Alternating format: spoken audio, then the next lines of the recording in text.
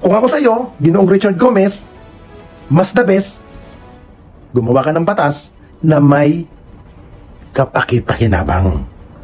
Alam ni Congressman Erwin Tulfo ang kanyang ginagawa. Alam ni Congressman Erwin Tulfo ang kanyang mandato at kanyang trabaho.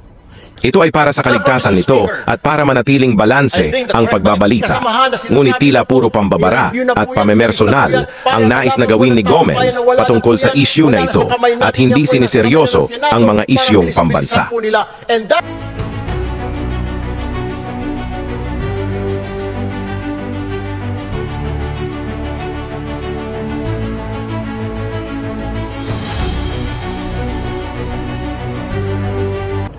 Alam niyo po mga kababayan, ako, natatawa na lang ako sa nangyari nung isang araw. Na kung saan nag-privilege speech po kahapon ata o nung isang araw, itong ating iniidolo, sinusuportahan na si Congressman Erwin Tulfo. Napakaganda ng kanyang adikain na kung saan ang gusto niyang mangyari, huwag gawin witness ang mga media. Dahil ang media ay nalalagay sa panganib. Nalalagay ang mga ating mga kakilalang mga press, totally karamihan yung napapatay, mga media, di po ba? Now, gusto pa ata ang mangyari ni Richard Gomez maging witness sa mga nahuhuli sa drugs, taga-pitik, taga-picture, taga-video. For what? May barangay official tayo, may DOJ. Bakit hindi doon ibigay? Bakit sa media? Di ba? Now, sa akin nakikita rito, tama po ang sinabi ni Congressman Erwin Tulfo, nalalagay sa alanganin ang hanay ng media. Dahil siya po ay galing sa pagiging media. Naging reporter siya, naging broadcaster siya, naging kolumnista siya, at nagsusulat sa dyaryo. Ngayon, alam niya ang hirap ng pagiging media personality. Isang media na nagkapakanda hirap para iulat ang nangyayari sa ating bansa. Ngayon, hindi ko po alam kung ano ang kinakasama ng loob ni Richard Gomez at ganun ang kanyang mga style na mga pagtatanong. Ito po ang matatanong ko kay Richard Gomez. Ano ba ang napatunayan mo na naging mayor ka ng isang bayan, isang syudad, naging congressman ka ngayon? May napasa ka ba na bang batas? May napatunayan ka na ba sa bansang ito? Di ba ilang beses kang tumakbong senador? Ilang beses kang tumakbo bilang party list na itsapwera ka pa nga. Naalala ko yon, yung MAD na party list na kung saan yung mamamayan ayaw sa droga. Di ba? Na itsapwera yon dahil nagamit mo ang government doon. Kaya kayo na itsapwera. Pangalawa, tumakbo kang senador. Natalo ka din.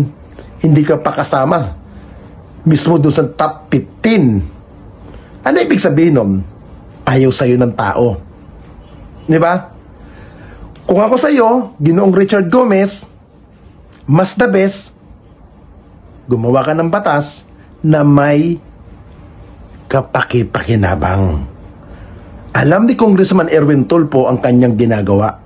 Alam ni Congressman Erwin Tulfo ang kanyang mandato at kanyang trabaho. Yun ang gawin mo para sa bayan. At higit sa lahat, hindi pa rin politiko ang mga Tulfo, may nagawa na para sa ating mamamayan na mga sinasabing inaapi. Sila ay dumadamay, sila ay lumalapag para damayan ng ating mga kababayan.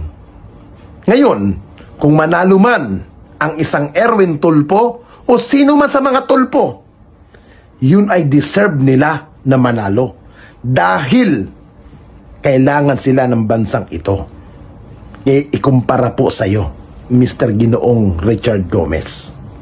Nagkaroon ng mainit na debate sa Kongreso kamakailan si ACT-CIS Party List Representative Erwin Tulfo at si 4th District of Leyte Representative Richard Gomez. Ito ay patungkol sa Section 21 of RA 9165 Dangerous Drugs Act of 2002,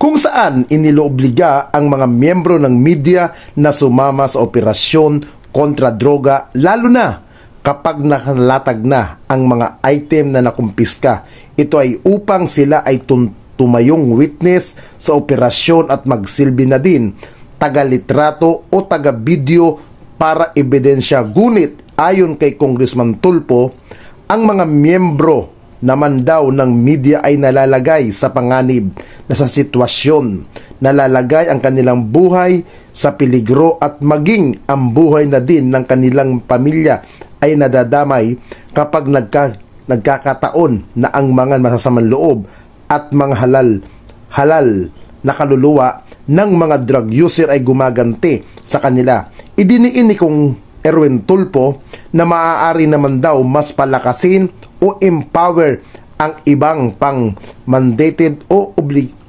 obligadong witness gaya ng miyembro ng DOJ, Department of Justice at pati na din ang mga barangay opisyal.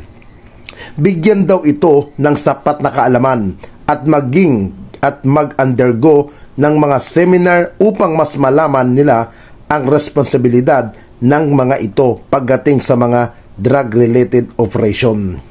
Hindi maganda ang dating nito kay Congressman Gomez sapagkat sinasabi niya na ang batas na tinutukoy ni Kong Tulfo ay amyendahan na sa Kongreso at tanging sa Senado na lamang daw ang kanilang hihahantayin o dito na lang maaari pa itong baguhin.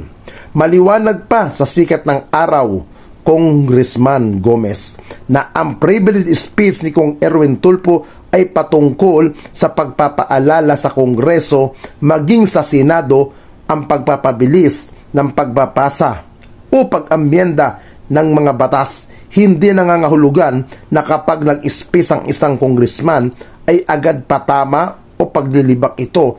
Ang speech na ibinigay ni Kong Tulfo ay isang paalala sa Kamara na gawin sana ng mabilis ang trabaho upang hindi nagpapatong-patong ang mga batas na dapat sana ay matagal nang amyendahan.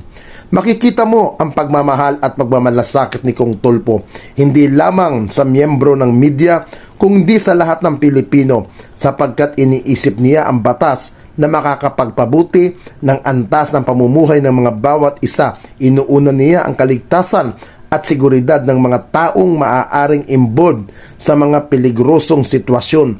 Bagamat hindi man siya miyembro ng Anti-Drugs Committee, ay may malasakit si Kong Tulfo para sa mga taong involved sa mga operasyon kontra droga, maging sa pulisman o sa mga witness, lalo na sa mga miyembro ng media. At kung inyong maaalala, isa din si Kong Tulfo sa nagsusulong ng mapababa ang presyo ng bigas. Isa siya sa mga nais imbestigahan ang importers at wholesalers na mapagsamantala sa operasyon nito. Palamang panalo na tayo dahil alam natin na ang taong ito ay tunay at totoong may malasakit sa ating bayan. Kaya Congressman Gomez, matanong lang kita, ano na ba ang nagawa mo para sa bayan? Tigilan mo ang pagpapapogi diyan sa Kongreso dahil hindi yan ang kailangan namin. Ang kailangan namin ng sambayan ng Pilipino ay inyong mabilisan at makatotohanan pagtatrabaho. Hindi yung puro ka negative sa kasamahan mo. Patawa-tawa ka pa at saksastikong magsasabing senador na si Kong Tulfo. Para saan ang patutya mong na ito? Dahil ba dating tumakbo kang senador pero natalo ka? Oo, si Kong Tulfo ay karapat dapat maging senador dahil siya ay may aksyon at paggawa para sa bayan. Hindi yung gaya mo na puro pagpapapogi at pagpapayaman ang inaatupag. Yung tipong nag-aantay ka na lang ng makukulimbat na mga pondo na magtrabaho ka din, hoy. Kung isa man si Kong Erwin Tulfo sa mga lumalabas sa survey na maaaring manalong senador sa 2025 dahil deserve niya yun.